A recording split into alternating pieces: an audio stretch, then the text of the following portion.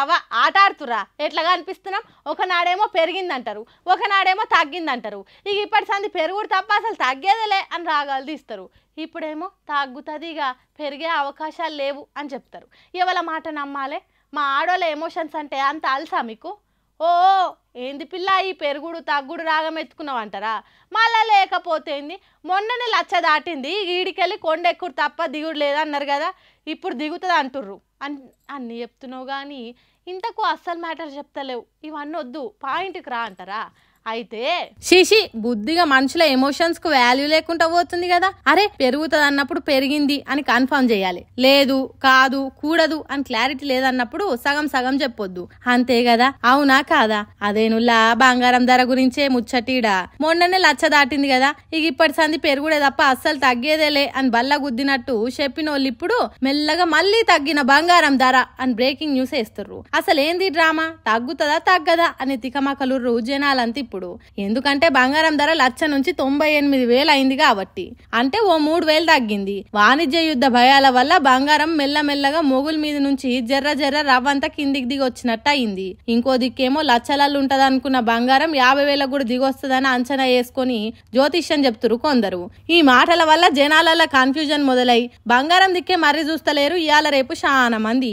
ఎందుకైనా మంచిది కొన్నొద్దులు ధర గురించి తేలేదాకా దాని జోలికే పోవద్దని ఫిక్స్ అయ్యారట మరి చూడాలి అందరు ఎదురు చూస్తున్నట్టే బంగారం ధర 50,000కి పడిపోతుందా లేకుంటే ఎవ్వరు ఊహించినట్టు లచ్చలల్లా తేలుతుందా అని ఏదేమైనా ఒక సామాన్య మనిషికి అందుబాటులో ఉండేటట్టు ధర దిగితేనే ఎవ్వలైనా కొంటారు లేకుంటే ధనవంతుడే తప్ప పేదోడు బంగారం దిక్కు మర్రి కూడా చూడరు ఏమంటారు నిజమే కదా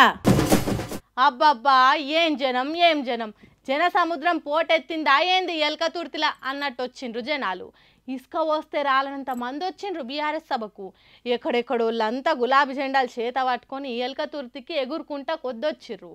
వరంగల్ పట్టణం ఏ దిక్కు చూసినా గులాబీ రంగే పులుముకున్నది 1,200 ఎకరాల జాగా సరిపోనట్టు పట్టు జాలనంత మంది వచ్చిండ్రు ఆ డప్పుల మూతలు ఆ కోలాట ఆటలు డాన్సులు దరువులు అబ్బో చిన్నగా లేవు రజతోత్సవ సంబరాలు కన్నుల పండుగ తీరుగా జరిగింది కాబట్టి మనం కూడా చూద్దాం పాండ్రి అబ్బబ్బా లారీలు కార్లు బస్సులు బండ్లు ట్రాక్టర్లు ట్రాలీలు మోటార్ సైకిళ్ళు స్కూటర్లు మోటార్లు రోడ్లు మొత్తం నిండిపోయినాయి అనుకోరాదుండ్రి బీఆర్ఎస్ పార్టీ సభకు వచ్చే బండ్లతోని మస్తు ట్రాఫిక్ జామ్ అయింది క్లియర్ చేసేటానికి పోలీసులకు తలపానం తోకలకు వచ్చింది అనుకోరాదుండ్రి కొంతమంది అయితే సభను కూడా చేరుకోలేకపోయినరు ట్రాఫిక్ చేయబట్టి వెనక నుంచి వెనకకే వెళ్ళిపోయినరట ఇక కొన్ని దిక్కులలో బీఆర్ఎస్ మీటింగ్ కు వస్తున్న బస్సులను కొందరు ఆర్టీఏ ఆఫీసర్లు చెకింగ్ల పేరుతోని సభ కాడికి పోకుండా చేసిండ్రని గులాబీ పాటోలు అంటుర్రు పోలీసులు ఆఫీసర్లు కొద్దిగా ఎక్కువ చేసిండ్రు అన్నట్టు మాట్లాడుకుంటుర్రు సభకు బయలుదేరిన జనాల సంగతి ఇట్లుంటే లీడర్ల ఎంట్రీలు ఒక్కొక్క తీరుగున్నాయి అనుకోరా అదుండ్రి మాస్ మల్లారెడ్డి పాలమ్మినా పూలమ్మినా నేను వరంగల్ ఎల్కతుర్తి సభకు వచ్చినా అన్నట్టు ఎంట్రీ ఇచ్చిండు గులాబీ రంగు జెండా పాటలకు తీరు స్టెప్పులు వేసుకుంటే డాన్స్ వేసిండు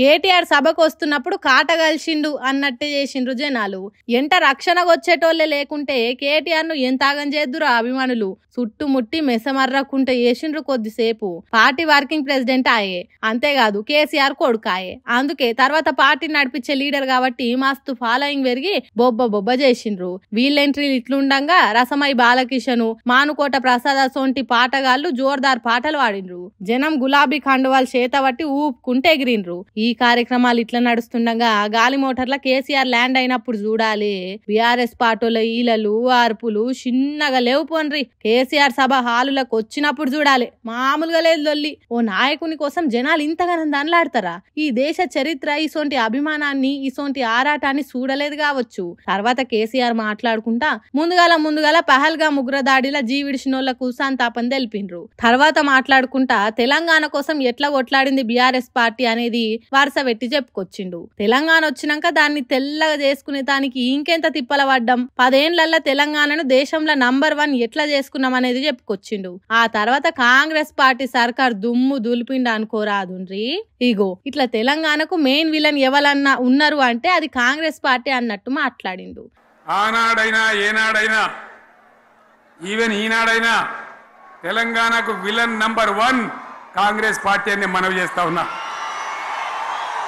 మనందరికీ కూడా తెలిసే విషయం ఇట్లా మాట్లాడుతుంటే నడుమిట్ల కేసీఆర్ అభిమానులకు హుషారాగక సీఎం సీఎం అని మొత్తుకున్నారు. దానికి కోపం వచ్చిన కేసీఆర్ జర కోపపడ్డట్టు చేసిండాలను. ఏయ్ సప్పుడు చేయ కూకోనరా, ఏం సీఎం రా బై, ఎన్నరు చూడని సీఎమా, 10 ఏళ్ళు చేసిన సీఎం పదవికే నేను వన్నె తెచ్చిన, అసోంటి నన్ను పట్టుకొని సీఎం సీఎం అనుడేంద్రా బై, ఏదో కొత్తగా కాబోతున్నట్టు మొత్తుకుంటున్నారు అన్నట్టు ఆడుచుకున్నాడు.